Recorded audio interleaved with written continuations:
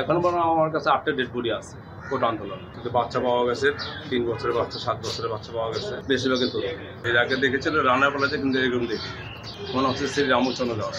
আমি এখানে 25 বছর ধরে মদ চালাচ্ছি, না এগুলো ওখানে দেখি প্রথম 25 বছরে প্রথম দেখি। এর আগে দেখেছিল রান্নার বেলাতে, কিন্তু এরকম দেখি চুরি হাটটা দেখেছি, কিন্তু এমন দেখিনি। নিন্দুলের ট্যাজের দেখছি, কিন্তু এরকম দেখি। হ্যাঁ, আমার এমন লাগছে কারণ বর্তমান যে বডিগুলি আসছে আমাদের কাছে, খুব একটা খুব মানে এটা খারাপ লেগেছে যে এই অবস্থা। এ বন্ধু ছিল 100টা ডেড বডি নিয়ে গেছে, 8টা ডেড বডি আমাদের কাছে রয়ে গেছে। বিহারিস তো 8টা ডেড বডি তো আছে, বিহারিস আছে, বাকিগুলো স্বজনরা নিয়ে গেছে। এরপর যে হচ্ছে মোবাইলে একটা পাইনি, সবই পুরুষ পেয়েছি, মোবাইলে পাওয়া, কিন্তু বাচ্চা পাওয়া গেছে, 3 বছরের বাচ্চা, 7 বছরের বাচ্চা পাওয়া গেছে, কিন্তু মহিলা কোনো বডি পাওয়া যায়।